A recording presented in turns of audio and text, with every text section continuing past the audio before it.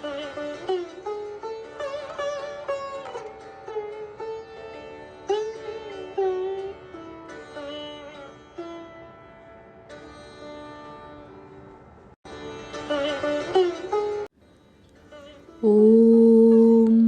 यथाग्निर्दाहिका शक्ति रामकृष्णे स्थिता हिया सर्वविद्यास्वरूपां तां शारदां প্রণমাম্যহম।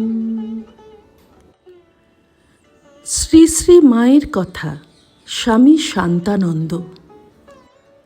আমি জিজ্ঞাসা করিলাম, মা, কিভাবে জীবনযাপন করব? মা বলিলেন, যেমন করছো ওইভাবেই কাটিয়ে যাও। তাঁকে ব্যাকুলভাবে প্রার্থনা করবে, সদা সর্বদা স্মরণ মনন রাখবে। আমি, বড় বড় মহাপুরুষদেরই পতন হয় দেখে মনে বড় ভয় হয় মা। মা, ভোগের জিনিস সব নিয়ে থাকলে তার ভোগের উপকরণও সব এসে থাকে। বাবা, কাঠেরও যদি মেয়ে মানুষ হয় তবে সেদিকে চাইবে না, সেদিক দিয়ে যাবে না। আমি, মানুষ তো কিছুই করতে পারে না, তিনিই তো সব করাচ্ছেন। মা, তিনি সব করাচ্ছেন বটে, কিন্তু সেরূপ বোধ থাকলে তো হয়। লোকে অহংকারে মত্ত হয়ে মনে করে আমি সব করছি, তার উপর নির্ভর করে না। যে তার উপর নির্ভর করে তিনি তাকে সকল বিপদ হতে রক্ষা করেন। তারপর জনৈক সাধুকে লক্ষ্য করিয়া মা বলিতে লাগিলেন, ঠাকুর বলতেন, সাধু সাবধান, সাধুর সর্বদা সাবধানে থাকতে হয়। সাধু সর্বদা সাবধানে থাকবে। সাধুর রাস্তা বড় পিছল, পিছল পথে চলতে হলে সর্বদা পা টিপে চলতে হয়। সন্ন্যাসী হওয়া কি মুখের কথা? সাধু মেয়ে মানুষের দিকে ফিরেও তাকাবে না। চলবার সময় পায়ের বুড়ো আঙুলের দিকে লক্ষ্য রেখে চলবে। সাধুর গেরুয়া কাপড় কুকুরের বকলসের মতো তাকে রক্ষা করবে, কেউ তাকে মারতে পারে না। সাধুর সদর রাস্তা, সকলেই তার পথ ছেড়ে দেয়। মন্দ কাজে মন সর্বদা যায়, ভালো কাজ করতে চাইলে মন তার দিকে এগোতে চায় না। আমি আগে রাত 3টার সময় উঠে প্রত্যহ ধ্যান করতুম। একদিন শরীর ভালো না থাকায় আলস্যবশত করলুম না, তা কদিন বন্ধ হয়ে গেল। সেজন্য ভালো কাজ করতে গেলে আন্তরিক খুব যত্ন ও রোগ চাই।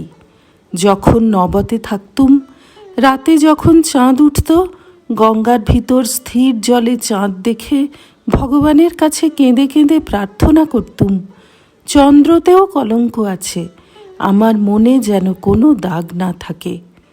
নবতে থাকবার সময় ঠাকুর এমনকি রামলালকেও আমার কাছে আসতে বারণ করতেন। রামলাল তো ভাশুরপো হয়। এখন তো সকলের সঙ্গে কথা কই, সকলের সামনে বেরোই। তুমি কলকাতার ছেলে, ইচ্ছা করলে বিয়ে করে সংসার করতে পারতে। সেসব যখন ত্যাগ করেছ, আবার সেদিকে লক্ষ্য করছো কেন? থুতু ফেলে আবার সেই থুতু ঘাঁটা।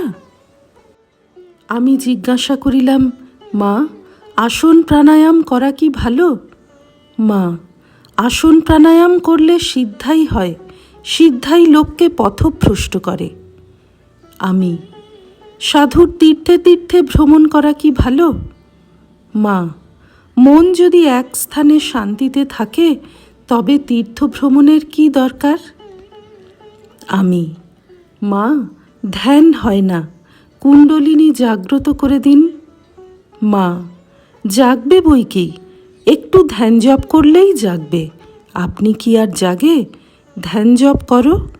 ধ্যান করতে করতে মন এমন স্থির হয়ে যাবে যে ধ্যান আর ছাড়তে ইচ্ছা হবে না।